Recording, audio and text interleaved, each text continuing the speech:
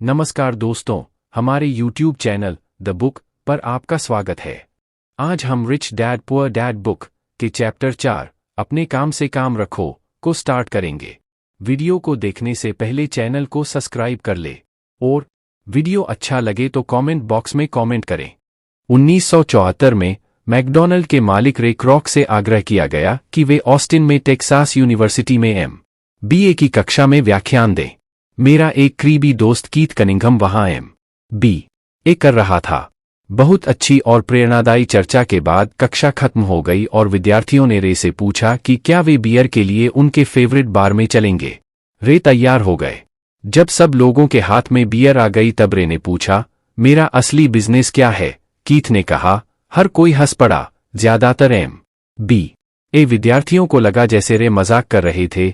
किसी ने जवाब नहीं दिया, इसलिए रे ने दोबारा यही सवाल पूछा, आप लोगों की नज़र में मेरा बिजनेस क्या है? विद्यार्थी दोबारा हंस दिए और आखिरकार एक बहादुर विद्यार्थी ने जोर से कहा, रे, दुनिया में ऐसा कौन है जो यह नहीं जानता कि आप हैमबर्गर बिजनेस में हैं? रे हंस दिए। मुझे मालूम था आप लोग यही कहोगे। वे एक पल के लिए रुके और इसके बाद उन्होंने कहा, लेडीज एंड जेंटलमैन, मैं हैमबर्गर बिजनेस में नहीं हूं। मेरा असली बिजनेस रियल एस्टेट है। कीथ ने कहा कि रे ने अपने नजरिए को समझाने के लिए काफी समय लिया। अपने बिजनेस प्लान में रे जानते थे कि बिजनेस का मूल लक्ष्य हैमबर्गर फ्रेंचाइजी बेचना था, परंतु वे कभी भी हर फ्रेंचाइजी की लोकेशन को नहीं भूले। वे जानते थे कि रियल एस्टेट और इसकी लोकेशन हर फ्रेंचाइजी की सफलता में सबसे महत्वपूर्ण तत्व हैं। मूलतः वह आदमी जो फ्रेंचाइजी खरीद रहा था और रे क्रॉक के संगठन की फ्रेंचाइजी चेन का सदस्य बनता था, वह भी उस जमीन के लिए पैसे दे रहा था और उसे खरीद रहा था। आज मैकडॉनल्ड दुनिया में रियल एस्टेट का सबसे बड़ा अकेला मालिक है, जिसके पास कैथोलिक चर्च से भी ज्यादा रियल एस्टेट है। आज मैं के पास अमेरिका और दुनिया के दूसरे देशों में सबसे कीमती चौराहे और नुक्कड़ हैं। कीथ ने कहा कि यह उसकी जिंदगी का बहुत बड़ा सबक था। आज कीथ के पास कार धोने का बिजनेस है, परंतु उसका असली बिजनेस है कार धोने के गैरेज के नीचे का रियल एस्टेट। पिछले अध्याय के अंत में हमने यह बताया था कि ज्यादातर लोग दूसरों के लिए काम करते हैं, बस अपने लिए काम नहीं करते। वे पहले तो कंपनी के मालिकों के लिए काम करते हैं, फिर टैक्स के कारण सरकार के लिए काम करते हैं और आखिरकार बैंक के लिए काम करते हैं जो उनके मॉर्टगेज का मालिक होता है। जब हम छोटे थे तो हमारे आसपास मैकडॉनल्ड का कोई फ्रेंचाइजी आउटलेट नहीं था, परंतु मेरे अमीर डैडी ने माइक और मुझे वही सबक सिखा दिया था जो टेक्सास यूनिवर्सिटी में रे क्रॉक ने सिखाया था। यह अमीरों का रहस्य नंबर 3 है। रहस्य है, अपने काम से काम रखो। लोगों की जिंदगी में पैसे की तंगी इसलिए आती है क्योंकि वे अपनी सारी जिंदगी दूसरों के लिए काम करते रहते हैं। कई लोगों के पास तो जिंदगी भर काम करने के बाद भी अपने लिए कुछ नहीं बच पाता। एक बार फिर, एक चित्र 1000 शब्दों के बराबर है। यहाँ एक इनकम स्टेटमेंट और बैलेंस शीट का चित्र दिया गया है जो रे क्रॉक की सलाह का सबसे अच्छा उदाहरण है। हमारी वर्तमान शिक्षा पद्धति आज के युवाओं में अकादमिक कुशलताएं विकसित कर उन्हें अच्छी नौकरियों दिलाने के लिए तैयार करती है। उनकी जिंदगी उनकी तनख्वाह के चारों तरफ घूमती है, या जैसा पहले बताया जा चुका है, उनकी आमदनी वाले कॉलम के चारों तरफ।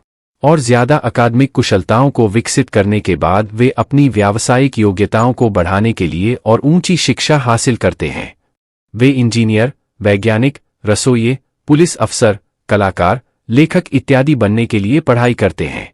उनकी व्यावसायिक योग्यताएं उन्हें काम करने और पैसा कमाने का मौका देती हैं, परंतु ध्यान रहे वे पैसे के लिए काम करते हैं। आपके प्रोफेशन और आपके बिजनेस में बहुत बड़ा अंतर है। मैं अक्सर लोगों से पूछता हूं आपका बिजनेस क्या है, और वे कहते हैं मैं एक बैंकर हूं। फिर मैं उनसे पूछता हूं कि क्या वे बैंक के मालिक हैं, और सामान्यतः उनका जवाब होता है नहीं, मैं यहां काम करता हूं। इस तरह उन्होंने अपने प्रोफेशन और अपने बिजनेस को एक ही समझ लिया है। उनका प्रोफेशन एक बैंकर का हो सकता है, परंतु उनका अपना बिजनेस कुछ भी नहीं है। रे झोक अपने प्रोफेशन और अपने बिजनेस के बीच के अंतर को बहुत अच्छी तरह जानते थे। उनका प्रोफेशन हमेशा यही था। वे एक सेल्समैन थे। एक समय वे मिल्कशेक के लिए मिक्सर बेचते थे और कुछ ही समय बाद वे हैमबर्गर फ्रेंचाइजी बेचने लगे। हालांकि उनका प्रोफेशन हैमबर्गर फ्रेंचाइजी बेचने का था, परंतु उनका बिजनेस आय दिलाने वाले रियल एस्टेट को इकट्ठा करना था। स्कूल के साथ एक समस्या यह है कि आप जो विषय पढ़ते हैं, आप यही बन जाते हैं। उदाहरण के लिए, अगर आप कुकिंग का अध्ययन करते हैं तो आप शेफ बन जाते हैं। अगर आप कानून का अध्ययन करते हैं तो आप वकील बन जाते हैं, और अगर आप ऑटो मैकेनिक्स का अध्ययन करते हैं तो आप मैकेनिक बन जाते हैं। जो पढ़ा जाए वही बन जाने में गलती यहाँ होती है कि लोग अपने काम से काम रखना भूल जाते हैं। वे अपना सारा जीवन दूसरे के काम पर ध्यान देने में लगा देते हैं और इस तरह उसको अमीर बनाते हैं। आर्थिक रूप से सुरक्षित बनने के लिए किसी आदमी को अपने काम से काम रखने की जरूरत है। आपका बिजनेस आपके संपत्ति वाले कॉलम के चारों तरफ घूमता है, जो आपकी आमदनी वाले कॉलम के विपरीत होता है। जैसा पहले बताया जा चुका है, नंबर 1 नियम यह जानना है कि संपत्ति और दायित्व के बीच अंतर होता है और इसलिए हमें संपत्ति ही खरीदनी चाहिए। अमीर लोग अपने संपत्ति वाले कॉलम पर ध्यान देते हैं, जबकि बाकी सभी लोग अपने इनकम स्टेटमेंट पर ध्यान देते हैं। इसीलिए हमें यह बहुत सुनने में आता है, मुझे ज्यादा तनख्वाह की जरूरत है, काश कि मुझे प्रमोशन मिल जाए। मैं एक बार फिर स्कूल जाकर कुछ और प्रशिक्षण लेने वाला हूं ताकि मैं बेहतर नौकरी पा सकूं। मैं ओवरटाइम करने वाला हूं, शायद मुझे कोई पार्ट टाइम काम मिल जाए। मैं 2 सप्ताह में नौकरी छोड़ रहा हूं। मुझे एक नई नौकरी मिल गई है जिसमें तनख्वाह ज्यादा है। कई समूहों में ये समझदारी के विचार हैं, परंतु अगर आपने क्रॉक की बात समझ लेते हैं तो ऐसा करके आप अपने काम से काम नहीं रख रहे हैं। ये सभी विचार अपना पूरा ध्यान आमदनी वाले कॉलम पर केंद्रित किए हुए हैं, और अगर अतिरिक्त धन का उपयोग आमदनी बढ़ाने वाली संपत्तियों को खरीदने में किया जाता है, तभी वह आदमी आर्थिक रूप से सुरक्षित हो सकता है। गरीब और मध्य वर्ग के ज्यादातर लोग आर्थिक रूप से पुरातनपंथी होते हैं, यानी मैं जोखिम नहीं उठा सकता, यानी कि उनका कोई आर्थिक आधार नहीं होता। वे अपनी नौकरियों से चिपके रहते हैं। वे गोल को सुरक्षित तरीके से खोलते हैं। जब कंपनियों का आकार छोटा होने लगा तो लाखों करोड़ों लोगों को पता चला कि जिसे वे अपनी सबसे बड़ी संपत्ति मानते थे, यानी कि उनका घर, वह उन्हें जिंदा मार रहा है। उनकी घर नामक संपत्ति हर माह उनकी जेब से पैसे निकलवा रही थी। उनकी कार, उनकी दूसरी संपत्ति भी उन्हें जिंदा मार रही थी। गैरेज में रखे $1000 में खरीदे गए उनके गोल्फ क्लब अब $1000 के नहीं रह गए थे। नौकरी की सुरक्षा न होने के कारण अब उनके पास जीवनयापन का कोई आधार नहीं बचा था। उनके विचार में जो संपत्तियां थीं, वे पैसे के संकट के समय में उनकी कुछ भी मदद नहीं कर सकती थीं। मैं यह मानकर चल रहा हूं कि हम में से ज्यादातर ने मकान खरीदने या कार खरीदने के लिए बैंकर से लोन के लिए आवेदन फॉर्म भरा है।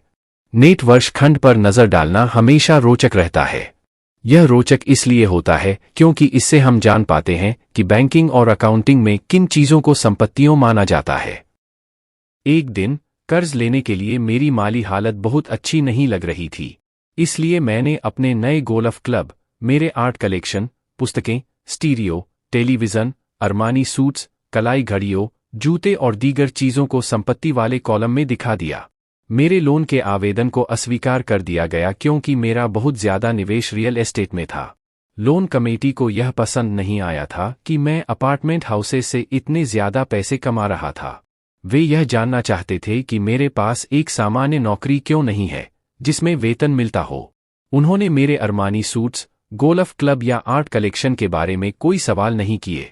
जिंदगी कई बार कठिन हो जाती है जब आप स्टैंडर्ड प्रोफाइल में फिट नहीं होते हैं। मैं हर बार चौंक जाता हूं जब मैं किसी को यह कहते हुए सुनता हूं कि उनकी नेट वर्थ $10 लाख है या $1 लाख है या ऐसा ही कोई और आंकड़ा। नेट वर्थ के सटीक न होने का एक खास कारण यह है कि जिस पल आप अपनी संपत्तियों को बेचना शुरू करते हैं, आपको प्राप्तियों पर टैक्स चुकाना पड़ता है। इतने सारे लोग अपने आप को पैसे के गहरे संकट में डाल लेते हैं जब उनकी आमदनी कम हो जाती है। पैसा जुटाने के लिए ये अपनी संपत्तियों बेचते हैं। पहले तो उनकी व्यक्तिगत संपत्तियां सामान्यतः उस मूल्य से बहुत कम में बिकती हैं जो उनकी बैलेंस शीट में दिखाया गया है, या अगर संपत्तियों को बेचने से कोई फायदा होता है तो उस पर टैक्स लगा दिया जाता है। तो एक बार फिर सरकार फायदे में से अपना हिस्सा ले लेती है और इस तरह कर्ज से उबरने के लिए जुटाई जाने वाली रकम को कम कर देती है। अपने काम से काम रखना शुरू कर दें।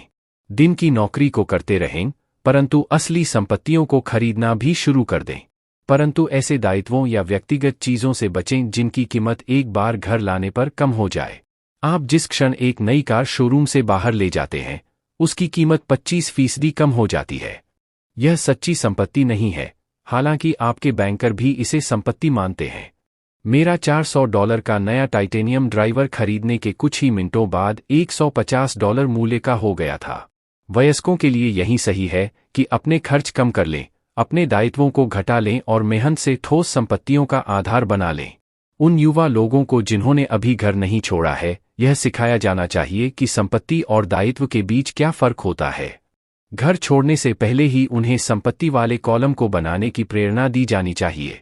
इसके पहले कि वे घर छोड़े, शादी करें, घर खरीदे, बच्चे पैदा करें, खतरनाक आर्थिक स्थिति में फंसे, नौकरी को कसकर पकड़े रहें और हर चीज को उधार खरीदे। मैं बहुत सारे युवा दंपतियों को देखता हूं जो शादी कर लेते हैं और अपने आप को एक ऐसे जाल में फंसा लेते हैं जिससे वे अपनी नौकरी के बहुत सालों तक खर्च से बाहर नहीं निकल पाएंगे। जब आखिरी बच्चा घर छोड़कर चला जाता है, तब ज्यादातर लोगों को यह एहसास होता है कि उन्होंने रिटायरमेंट की पर्याप्त तैयारी नहीं की है और वे घोड़ा पैसा अलग रखना शुरू कर देते हैं। फिर उनके अपने मम्मी डैडी बीमार हो जाते हैं और उन पर नई जिम्मेदारियां आ जाती हैं। तो मैं आपको या आपके बच्चों को किस तरह की संपत्तियों के संग्रह की प्रेरणा दे रहा हूं? मेरी दुनिया में असली संपत्तियों कई तरह की होती है। एक, ऐसे बिजनेस जिनमें मेरे होने की जरूरत न हो।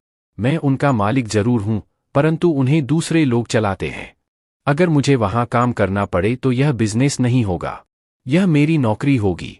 2, stock. 3, bond. 4, mutual fund. Scan by cam scanner. 5, आमदनी देने वाला रियल एस्टेट। 6, notes IOU। 7, बौद्धिक संपदा जैसे संगीत, पटकथा, पेटेंट इत्यादि से मिलने वाली रॉयल्टी। 8, और ऐसी हर चीज जो कीमती है, जो आमदनी देती है और जिसका मूल्य बढ़ जाता है और जिसका बाजार तैयार है। जब मैं एक छोटा बच्चा था तो मेरे पढ़े लिखे डैडी ने मुझे एक सुरक्षित नौकरी ढूंढने की सलाह दी। दूसरी तरफ मेरे अमीर डैडी ने मुझे ऐसी संपत्तियों को इकट्ठा करने की सलाह दी जिन्हें मैं पसंद करता था। अगर तुम इन्हें पसंद नहीं करते होगे तो तुम इनका ध्यान नहीं रख पाओगे। मैं रियल एस्टेट इसलिए इकट्ठा करता हूं क्योंकि मुझे इमारतों और जमीन से प्यार है। मैं उनके लिए शॉपिंग करना भी पसंद करता हूं। मैं सारा दिन उनको निहार सकता हूं। जब समस्याएं आती हैं तो समस्याएं उतनी बुरी नहीं होती कि उनके कारण रियल एस्टेट के लिए मेरा प्यार कम हो जाए। ऐसे लोग जो रियल एस्टेट से नफरत करते हैं, उन्हें इसे नहीं खरीदना चाहिए। मुझे छोटी कंपनियों के स्टॉक से भी प्रेम है, खासकर नई कंपनियों के स्टॉक से। इसका कारण यह है कि मैं एंटरप्रेन्योर हूं, न कि कोई कॉरपोरेट व्यक्ति। मेरे शुरुआती सालों में मैं बड़े संगठनों में काम कर चुका हूं, जैसे कैलिफोर्निया के स्टैंडर्ड में US मरीन कॉर्प्स और जेरॉक्स कॉरपोरेशन में। मैंने इन संगठनों में बिताए समय का मजा लिया है और मेरे पास कई सुखद यादें हैं, परंतु भीतर से मैं कंपनी में काम करने वाला आदमी नहीं है। मुझे कंपनी शुरू करना अच्छा लगता है, परंतु उन्हें चलाना मुझे उतना अच्छा नहीं लगता। इसलिए मैं जो शेयर खरीदता हूं वे भी सामान्यतः छोटी कंपनियों के होते हैं और कई बार तो मैं कंपनी शुरू करता हूं और उसे सार्वजनिक बना देता हूं। नए स्टॉक के शेयर में किस्मत चमक सकती है और मुझे यह खेल पसंद है। कई लोग कम पूंजी वाली कंपनियों से डरते हैं और उन्हें खतरनाक कहते हैं और वे खतरनाक हैं भी, परंतु खतरा हमेशा कम हो जाता है अगर आप निवेश से प्रेम करते हैं, उसे समझते हैं और खेल को अच्छी तरह से जानते हैं। छोटी कंपनियों के साथ मेरी रणनीति यह होती है कि एक साल में अपने शेयर बेच दिए जाए। दूसरी तरफ मेरी रियल एस्टेट की रणनीति छोटी प्रॉपर्टी से शुरू करने की होती है। फिर मैं उस छोटी प्रॉपर्टी को बेचकर उससे थोड़ी बड़ी प्रॉपर्टी ले लेता हूं और इस तरह अपने फायदे पर टैक्स चुकाने से बचता रहता हूं। इसरो प्रॉपर्टी की वैल्यू में नाटकीय बढ़ोतरी होती है। मैं सामान्य तौर पर रियल एस्टेट को 7 साल से कम समय अपने पास रखता हूं। वर्षों तक जब मैं मरीन कॉर्प्स और जेरॉक्स में था तब भी मैंने वही किया जो मेरे अमीर डैडी ने मुझे सिखाया था। मैं अपनी दिन की नौकरी करता था, परंतु मैं अपने काम से काम भी रखता था। मैं अपनी संपत्ति वाले कॉलम में कुछ न कुछ करता रहता था। मैं रियल एस्टेट और छोटे स्टॉक्स की खरीद फरोख्त भी करता था। अमीर डैडी ने हमेशा पैसे की समझ के महत्व पर जोर दिया था। जितनी अच्छी तरह मैं अकाउंटिंग और कैश मैनेजमेंट को समझ सकता था, उतनी ही अच्छी तरह मैं निवेशों का विश्लेषण कर सकता था और आखिरकार खुद की कंपनी शुरू कर सकता था और उसे सफल बना सकता था। जब तक कि कोई पहले से ही ऐसा न सोच रहा हो, मैं किसी को अपनी कंपनी बनाने के लिए प्रोत्साहित नहीं करता। मैं जानता हूं कि कंपनी चलाने में कितना झंझट होता है और मैं नहीं चाहता कि आप उस झंझट में फेंगे। कई बार ऐसा भी समय आता है जब लोगों को रोजगार नहीं मिलता और उनके लिए कंपनी शुरू करना एक समाधान होता है। परंतु सफलता के अवसर बहुत कम हैं। 10 में से 9 कंपनियां 5 साल में डूब जाती हैं। पहले 5 साल में जो कंपनियां बची रहती हैं, उनमें से भी 10 में से 9 कंपनियां बाद में बंद हो जाती हैं। तो अगर आपकी पहले से ही अपनी कंपनी शुरू करने की इच्छा हो तभी मैं इसकी सलाह दूंगा। अन्यथा अपनी दिन की नौकरी करते रहें और अपने काम से काम रखें। जब मैं कहता हूं कि अपने काम से काम रखें, तो मेरा यह मतलब है कि आप अपनी संपत्ति वाले कॉलम को ज्यादा मजबूत बनाते रहें। एक बार इसमें $1 जाए तो वह बाहर न निकल पाए। इसे इस तरह सोचें कि जब $1 आपकी संपत्ति वाले कॉलम में जाता है तो वह आपका कर्मचारी बन जाता है। पैसे के बारे में सबसे अच्छी चीज यह है कि यह हर दिन 24 घंटे काम करता है और ऐसा पीढ़ियों तक कर सकता है। अपनी दिन की नौकरी करते रहें, एक अच्छे मेहनती कर्मचारी की तरह काम करें, परंतु अपने संपत्ति वाले कॉलम को बढ़ाते रहें। जब आपका कैश फ्लो बढ़ता है, तब आप कुछ विलासिता की चीजें खरीद सकते हैं। इस बारे में एक महत्वपूर्ण तथ्य यह है कि अमीर लोग विलासिता की चीजें सबसे बाद में खरीदते हैं, जबकि गरीब और मध्यवर्गीय लोग विलासिता की चीजें सबसे पहले खरीदते हैं। गरीब और मध्यवर्गीय लोग अक्सर बड़े घर, हीरे, ज्वेलरी या नाथ जैसी विलासिता की चीजें इसलिए खरीद लेते हैं ताकि वे अमीर दिखा सकें। वे अमीर दिखते हैं, परंतु असल में उधार के दलदल में गहरे फंसते चले जाते हैं।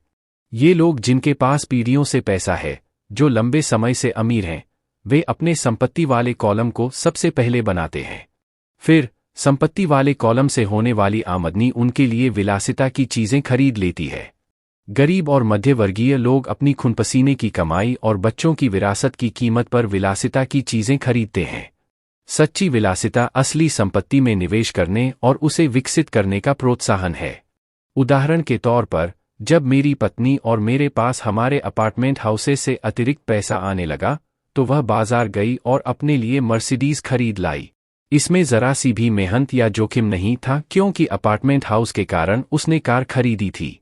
परंतु उसे इसके लिए 4 साल तक इंतजार करना पड़ा था जब रिपल एस्टेट पोर्टफोलियो बढ़ रहा था और आखिरकार उसने इतना अतिरिक्त पैसा दे दिया कि कार खरीदी जा सके।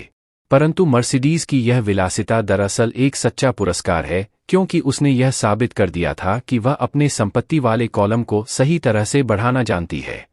अब उसके लिए उस कार की कीमत सामान्य रूप से खरीदी गई कार से कहीं ज्यादा है। ज्यादातर लोग अक्सर इच्छा जागने पर बिना सोचे समझे जाते हैं और कर्ज पर कार या विलासिता की कोई और चीज खरीद लाते हैं। हो सकता है कि वे जिंदगी से ऊब चुके हों या उन्हें सिर्फ एक नए खिलौने की जरूरत हो। कर्ज पर विलासिता की चीज खरीदने से देरसबेर वह आदमी उस चीज से चिढ़ने लगेगा क्योंकि उसके कारण कर्ज लिया गया है, वह एक भार बन जाएगा। एक बार आप अपने बिजनेस को बनाने, उसमें निवेश करने का समय निकाल लेते हैं, तो फिर आप उसमें जादू की छड़ी घुमा सकते हैं, जो अमीरों का सबसे बड़ा रहस्य है। यह रहस्य अमीरों को भीड़ में सबसे आगे रखता है। अपने काम से काम रखने का इनाम, जो आपको उस राह पर चलने के लिए मिलता है जिस पर अमीर लोग चलते हैं। वीडियो देखने के लिए धन्यवाद। वीडियो को लाइक और शेयर करें। चैनल को सब्सक्राइब करना ना भूले। वीडियो कैसा लगा? कमेंट बॉक्स में कमेंट करें।